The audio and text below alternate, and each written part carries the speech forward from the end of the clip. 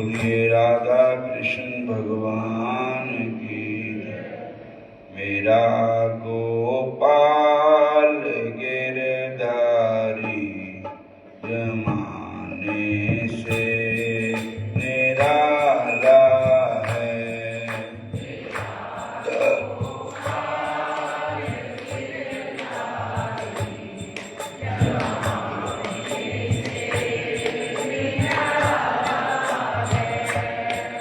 रंगीला है रसीला है, न गोरा है न काला है। रंगीला है रसीला है, न गोरा है न काला है।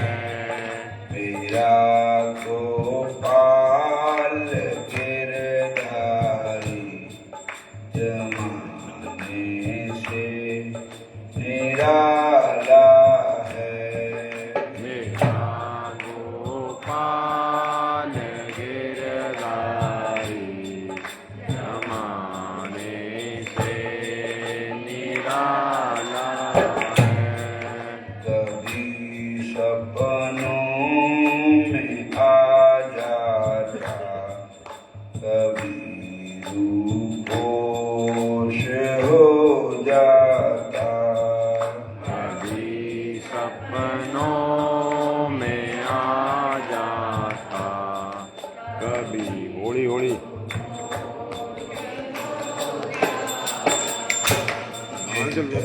दर्शाने का मोहन ने निराला टंग निकाला है।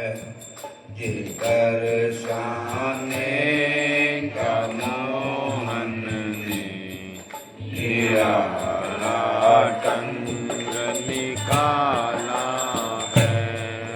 मेरा गोपाल गिरधारी जमाने से निराला है। मेरा गोपाल गिरधारी जमाने से निराला है। कभी वो रूठ जाता है, कभी वो मुस्कराता है। कभी वो रूठ जाता है, कभी वो मुस्कुराता है। इसी दर्शन की खातिर में बड़े नाजों से पाला है। इसी दर्शन की खातिर में बड़े नाजों से मेरा गोपाल गिरधारी जमाने से निराला है।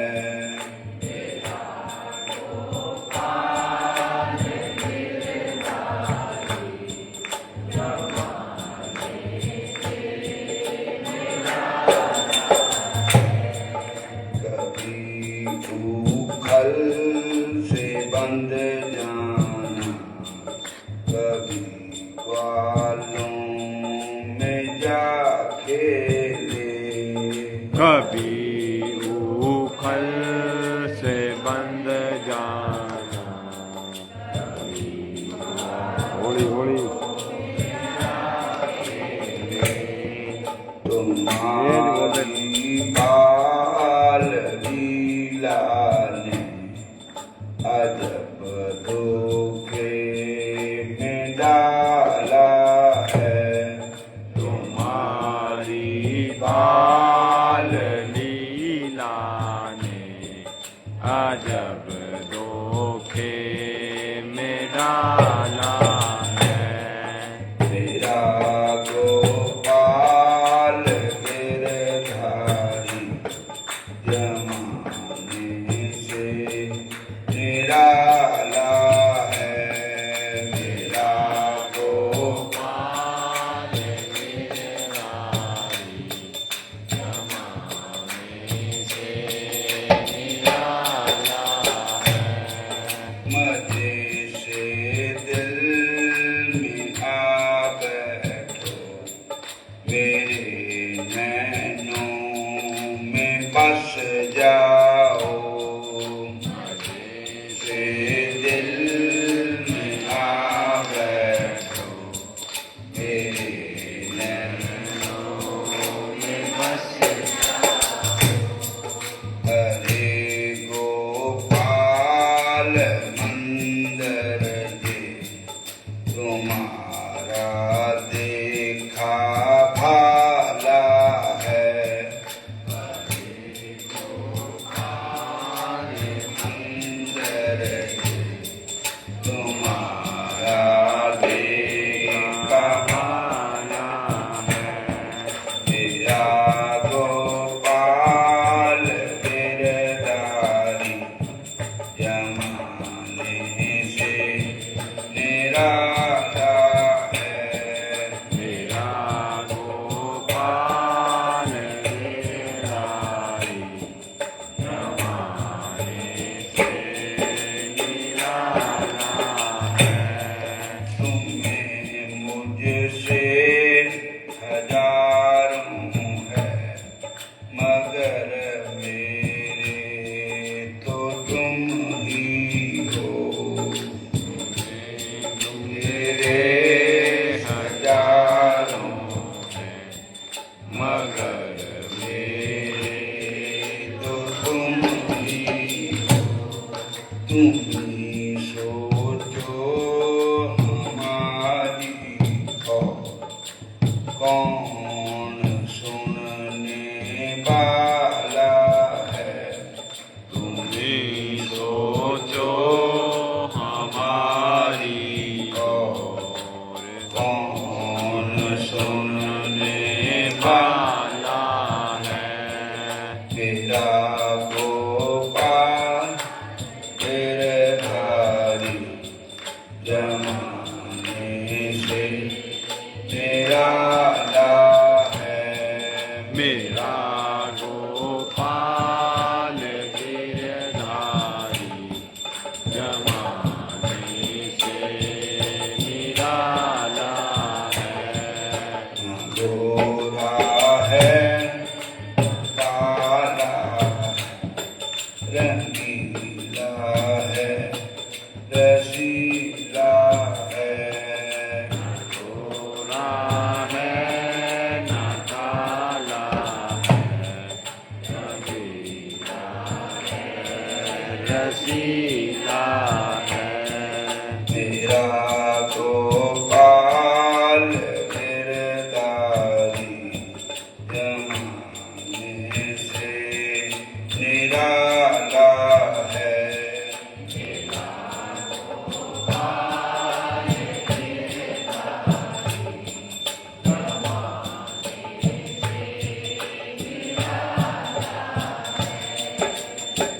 हरे कृष्ण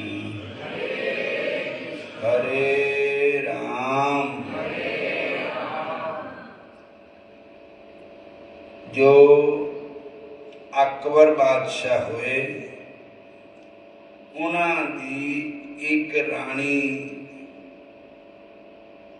जोधाबाई उसका नाम था। वो हिंदू थी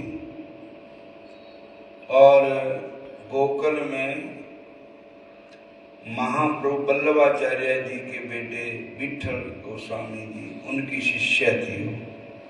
बोलो हरे कृष्ण। तो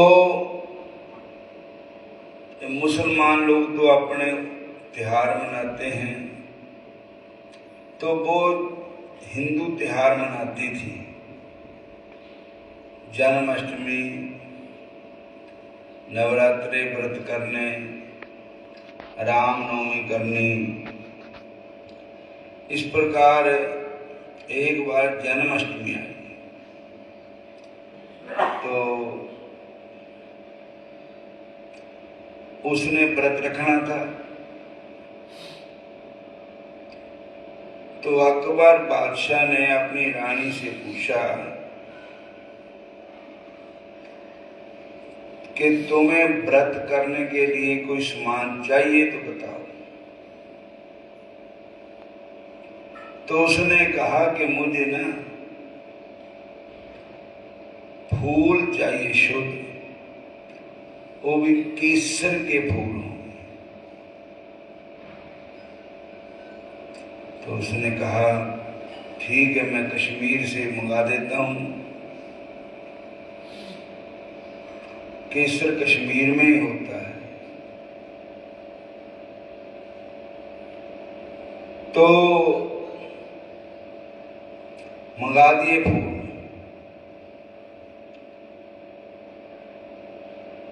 पर जब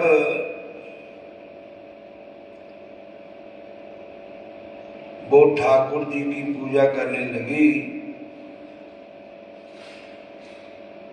तो उसमें प्याजों की बदबू आई, फूलों में प्याज की। तो उसने कहा ये लहसुन प्याज की बदबू आ रही है, ये फूल ठाकुर को नहीं चढ़ाए जाएंगे।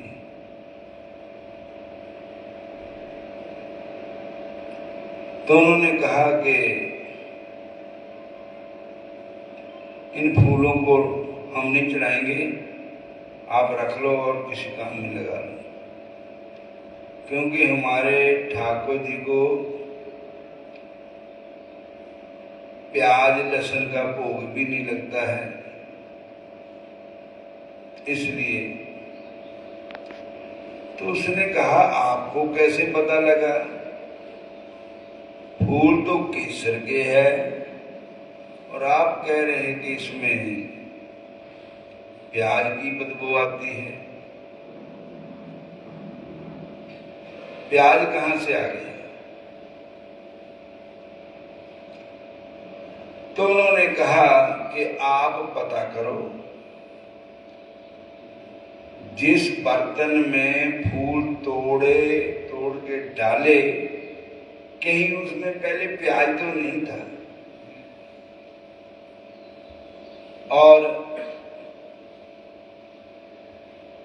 क्योंकि केसर में तो प्याज की बदबू आने का मतलब ही कोई नहीं। तो जब पता लगाया तो ऐसे ही हुआ। पता लगा कि उसमें जिसमें फूल तोड़े के रखे थे उसमें पहले प्याज था। तो उसके बाद उन्होंने कहा तो चलो और कोई फूल मंगाए होंगे ठाकुर जी की सेवा के लिए। कहने लगे आपको और क्या चाहिए? कहने लगे मेरे को ना भगवान कृष्ण की बहुत सुंदर फोटो चाहिए, मूर्ति चाहिए ठाकुर जी। राजा ने कहा ठीक है। तो उसने, उन दिनों में कैमरे नहीं होते थे,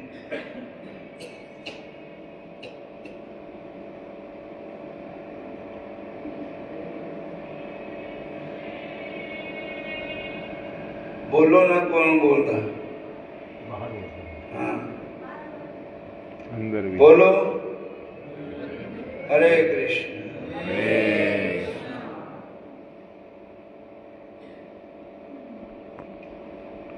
तो हाथों से फोटो बनाते थे।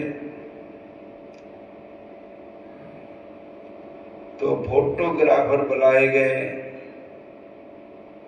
उर्दू भाषा में मसब्बर कहते हैं फोटो बनाने वाले को।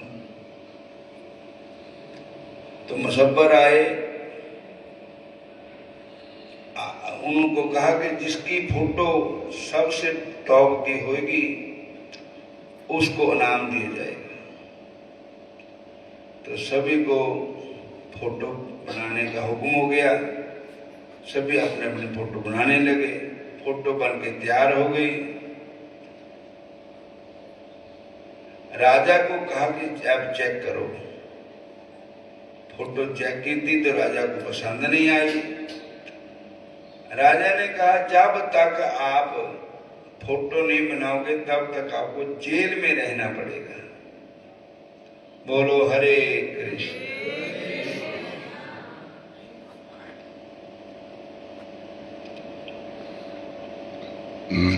तो उन्होंने कहा ठीक है, जो राजा की आज्ञा है। पर रानी को कहा कि आप चेक करो फोटो। तो आप चेक करने गए तो जो फोटो बनाने वाले थे सब जेल में बंद थे।